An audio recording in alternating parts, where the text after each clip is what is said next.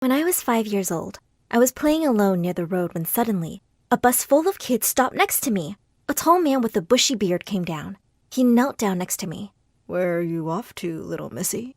Would you like an ice cream?" Do you have blueberry popsicle and orange icy creams?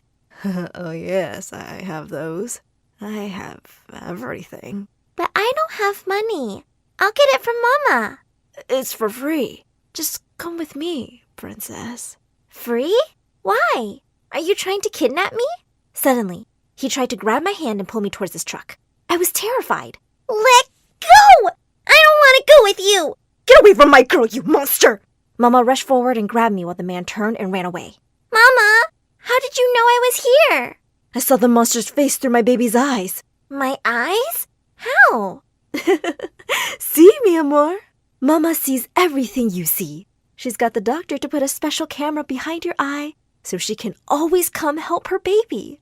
My eyes widened in shock as she carried me home. Mama was the coolest, or so I thought.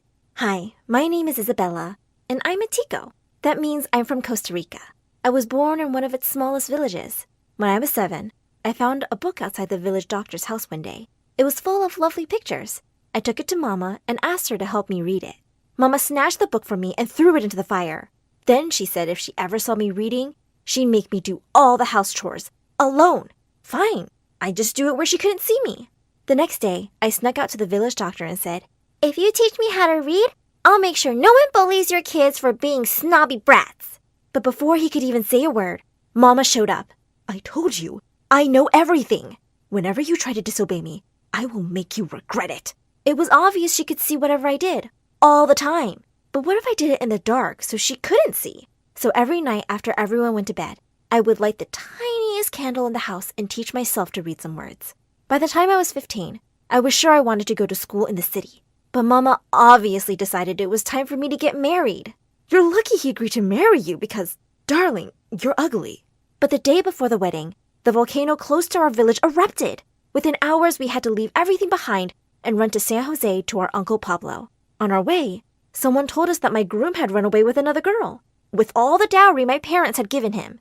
When we reached his house, Uncle Pablo immediately pulled Papi to his study, while his daughters, Daphne and Carla, rushed out to see me. Just as I was about to say hello, Carla slapped Daphne and came to me. I jumped back, scared she was going to hurt me. Oh, don't worry. We had a bet. If you're pretty, she would slap me. And if you're ugly, I would slap her. And yeah, I slapped her hard. You are ugly. Then Daphne came and gave me a quick kiss on my nose. What was happening? Aren't you a little cutie? But you look innocent. How can I get you a boyfriend then? A what? What's a boyfriend? It's a guy whose life you'll ruin. I don't want to ruin anyone's life. I don't want a boyfriend. Well, too late. I've already made my decision. They both burst into laughter at the exact same time. Suddenly they stopped laughing and glared angrily at each other. Ooh, sisterly drama. It turned out that Carla had stolen Daphne's boyfriend last year, and they'd not spoken to each other properly since. Then their mama said one of them had to share her room with me. Immediately, Daphne grabbed my arm and pulled me to her room. I'll take good care of her, Mama. Then she said loudly so her sister could hear, I need someone to take my revenge from this witch so-called sister. Once inside, I put my pillow on the floor and was about to sleep. But Daphne insisted I sleep on the bed. But I can't sleep on your bed. Mom will get mad. She put a little camera behind my eyes and she can see everything. Are you crazy or something? What camera? To sleep on the stupid bed, you stupid village girl. Wait, Mom was lying about the camera thing all this time? And I believed her. I felt so dumb. In the middle of the night, I woke up to a strange sound. I sneaked a peek and almost passed out. There was a guy in the room, and he was kissing Daphne. Just then the door flew open and Carla charged at them. You little backstabbing, good-for-nothing witch! You're making out with my boyfriend! What kind of a sister does that? I'm just giving you a taste of your medicine. Remember when you stole my boyfriend? Besides, I thought he should date the prettier twin. Prettier? You're literally a copy of me. There's two of you? What's going on? Which one of you is my girlfriend? I am! No, me! Suddenly they were both pulling the poor boy and trying to kiss him. One of them threw a shoe which came flying at me. Ow! Keep me out of your drama, you psycho Humpty Dumpty! All three of them turned to me. The boy's eyes met mine, and my heart started beating like crazy. He pushed them both off him and stepped towards me.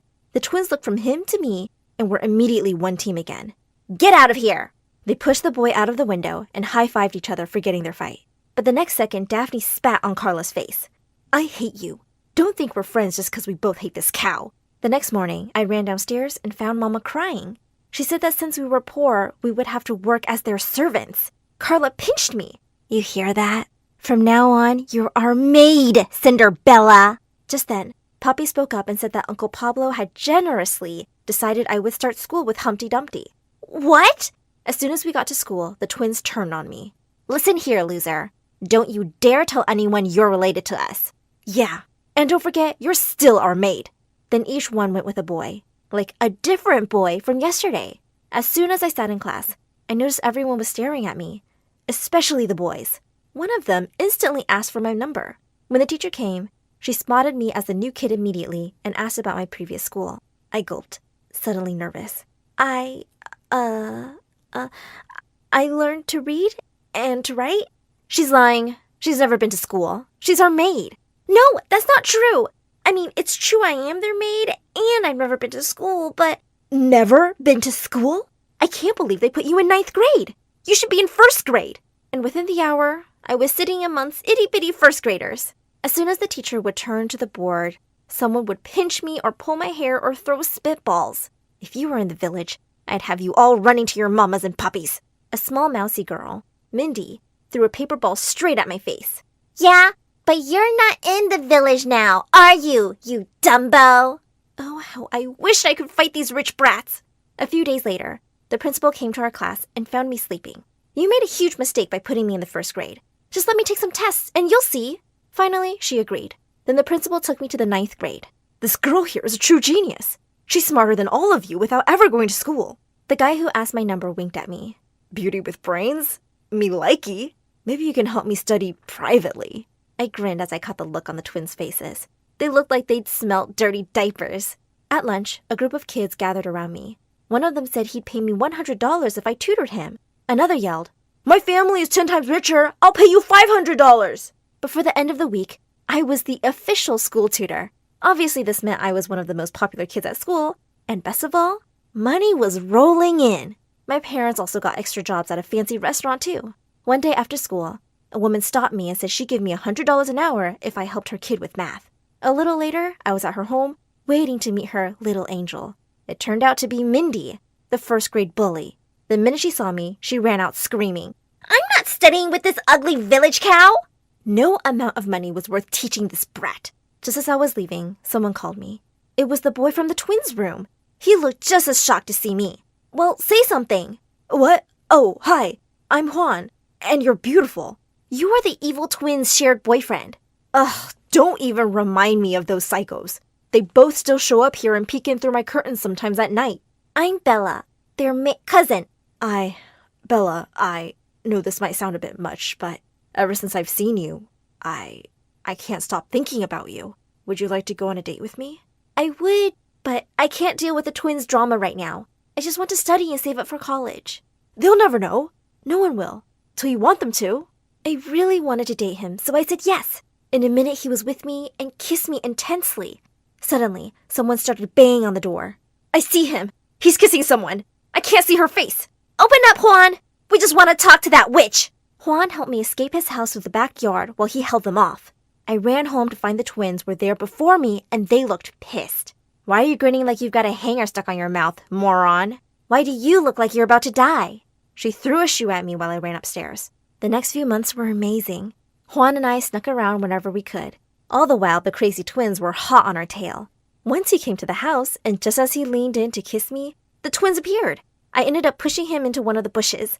Another time, I decided to wear a wig and huge glasses to one of our dates, and the next day, wanted posters were up all over the school. But it all came crashing down soon enough. One day, Juan surprised me by taking me to a very fancy restaurant. To my horror, it was the same place Mom and Dad had started working at. But thankfully, they acted like they didn't know me. But then out of nowhere, the twins showed up. Juan, babe, you want to meet your in-laws? Shut up, Daphne. What my parents do is none of your business. Yeah, but it's Juan's business, you gold digger. Babe, that's her parents. And she's our maid. Well, guess what? I knew all that. I don't care. I love her exactly as she is. She's so much better than you bimbos. Mom and Dad heard the commotion and came to us, and Carla started making fun of them and their clothes. That's when I really lost it. I'm so tired of you two! Ever since we've come here, all you've done is act like you're much better than us, just because you're born in the city. But that doesn't make anyone better. It's kindness and generosity that makes people better and worthy of love. And all of you've been till now is mean and cruel. If that's what city people do, I'm so glad I was born in the village. Suddenly, everyone around me started clapping. Some kid from the table next to us threw a poached egg at the sisters, who screamed and ran away. That evening, I went to Mom and Dad's room and said I had saved enough money to move out. With your income and my tuition, we can totally leave this hell. The day after we moved, I was shocked to find out someone had put up a video of my little rant, and it was going viral. Everyone said I was brave and smart, while the twins were just awful bullies. They even got suspended from the school for a month, and they were banned from the prom. But I quit that place anyway and joined Juan's school. Life eventually turned normal. Best of all, not only did Mom and Dad join my classes to study, they became my best students. This is why you never get out of your car for a stranger. Back in the 80s, there was this teenager who was speeding home because he didn't want to get yelled at for missing curfew, and the only way to get home was to take this back road that was completely made of dirt. It was in the country. It had no lighting other than his crappy dim headlights. So he's hauling ass down this dirt road, and suddenly he sees this man standing in the middle of the dirt road. So he slams on his brakes, starts sliding on the dirt, and it ends up hitting this guy. So the teenager gets out of the car, he checks the guy, he has a pulse, but he's unconscious. So he picks him up and puts him in his back seat. So he drives 35 minutes to the nearest hospital, and this was before cell phones, so he calls his parents once he gets to the hospital and says what happened, and the parents come and sit and wait with him to find out if he killed the guy or not. So the doctor comes out and says to the teenager, he's okay, but we're actually kind of glad that you hit him. He's so confused and he asks why. It turns out a lot of people had been going to the hospital because this man would stand in the middle of dirt roads, wait for them to stop, beat them up, rob them, and run away. He even killed somebody and just left them there for somebody else to pick up and take to the hospital. The police were looking for this man for days, and this teenager just had him in his back seat. Like, I know I'm not the favorite child. Like, we all know that there is a favorite child. Like, your parents would definitely save one of you over the other. And I was just reminded of it the other day because, you know, the little ornaments that your parents get, like, made with your little face in it, and they put your little picture in it. Well, my sister had 12, and I had 2.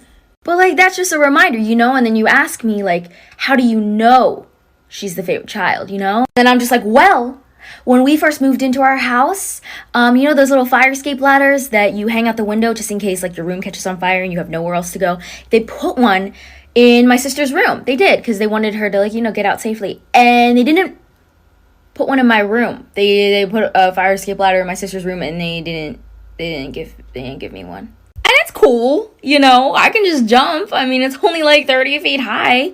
And since I'm in the back of the house, I have like the stone patio to land on. And I looked at her and I knew right away that she was going to be my enemy for the next few months, just like all the others were. Her name was Ava. She looked stunning with her good-looking features and amazing athletic body. She obviously takes care of herself. But no, I won't let her get close to my dad. You see, my dad is rich. And by rich, I mean he could afford renting an entire island for 2 weeks just to relax. And no, he didn't inherit any of his money. He worked his way up from an ordinary salesman to a well-respected CEO who owns multiple companies. That's why I'm very cautious about the women who approach him. Gold diggers are everywhere, and if I don't pay attention, one of them might seduce him and get half of his money. Or worse, she might kick me out of the house if they fall in love and get married.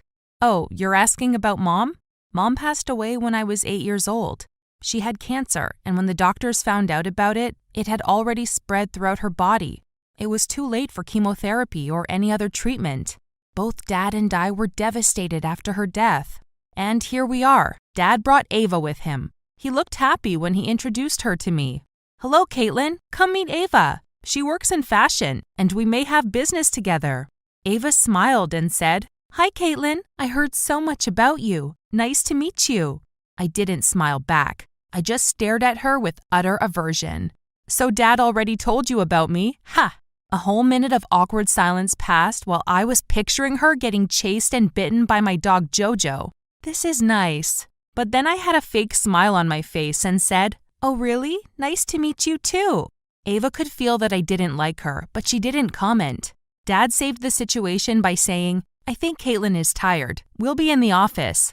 Dad and Ava left me standing in the living room. This was the first time Dad brought someone to the house. I usually meet them at his company or at the parties he hosts for his employees, but not in our house, not where he and Mom used to live. I went to my room feeling anxious. I need to find a way to push her away. Back in the day, I used to steal Dad's phone when he was sleeping, unlock it, and send his girlfriends the most horrible messages and then delete them.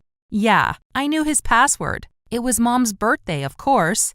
And it worked. Dad wouldn't know why they broke up with him. He was so confused.